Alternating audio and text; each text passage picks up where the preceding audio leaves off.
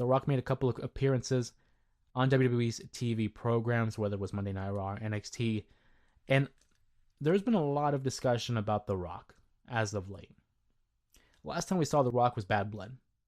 We saw that interaction between he, Jimmy Uso, Roman Reigns, and Cody Rhodes, where of course he counted to 3, did a little cutoff, and we're left wondering what's going on.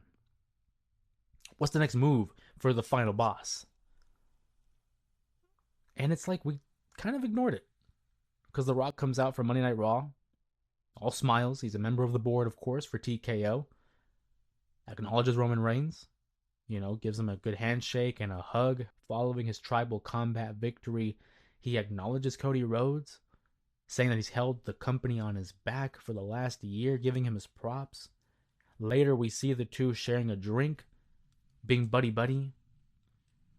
I don't know how I felt about that. Of course, we know the world of professional wrestling is technically fabricated. It is predetermined, so we get that. It's a show. But there was no signs of continuity when it came to WrestleMania 40 and the Bad Blood appearance, which essentially amounted up to nothing. As of this current recording, of course, times can change. There's always a pivot that could be made. But as of this recording right now, I don't know how I feel about that. Him being all nice and buddy-buddy with Cody Rhodes. Maybe it's all a ploy. Maybe it's The Rock trying to play dumb and trying to be on the good side and be, the hero and a good guy, and just to lure them in so he can betray them. Maybe. It is a possibility. I think that episode of Monday Night Raw, that appearance, was just a generic appearance by The Rock. It had no bearing on the story. It was for a wide audience, a mainstream audience. It wasn't for us who follow the product day in and day out. That's what I think that was. But then the NXT appearance was interesting. He kept talking about I don't know what I'm going to say. I've never been in front of an NXT crowd. What do I say? And he had this great interaction with his daughter, Ava, behind the scenes, in the general manager office. I thought that was cool. I will say that. But she tells him, hey, it doesn't matter, if you don't know what to say, you're going to go out there and you're going to feel it. Okay. Whatever that means. The Rock then proceeds to go on a profanity-laced tirade, hyping up NXT, hyping up the WWE, saying they're doing big business, and ultimately he spent 10 minutes, the last 10 minutes of NXT, talking about basically nothing. He kept running around the fact that, it's the hottest it's been, this NXT crowd's great, but really nothing of substance. It was really a go home or a way to send the fans happy, I suppose, but he spent the last 10 minutes just cursing like a sailor. And don't get me wrong, I'm not against it, but for me it's like blood in wrestling. There should be a little bit of a reasoning behind it, otherwise it doesn't mean anything. So knowing the WWE and their relationship with the CW network, I don't know if they're going to be very happy about that. I know The Rock is The Rock and everyone knows The Rock, but are they going to be happy about that he kind of took liberties with the FCC and liberties with his language? Because if I'm looking at the WWE, and they're a business, they're going to want to keep the reins on their stars and what they're able to say on live television, right? So if I'm the WWE and I'm trying to hold certain people accountable, saying, hey, we can't be cursing, we can't be saying this kind of stuff on TV. One, because we got kids here. Two, we got sponsors, and that's probably the priority, is the sponsors. And you have a guy like The Rock go out there and drop every curse word like it's a comma, breaking up every word. It's kind of a double standard.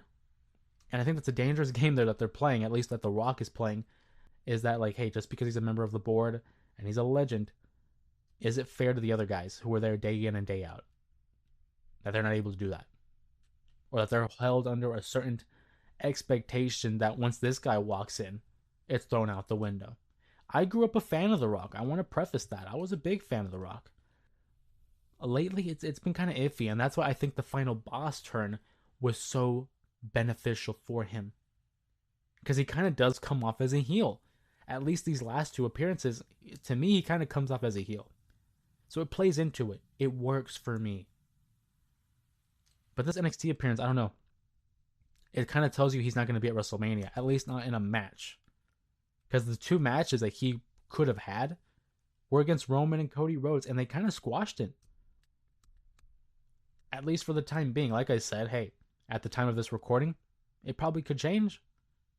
But as of right now, I don't think The Rock is going to be at WrestleMania, at least not in a physical capacity, or, in a match per se.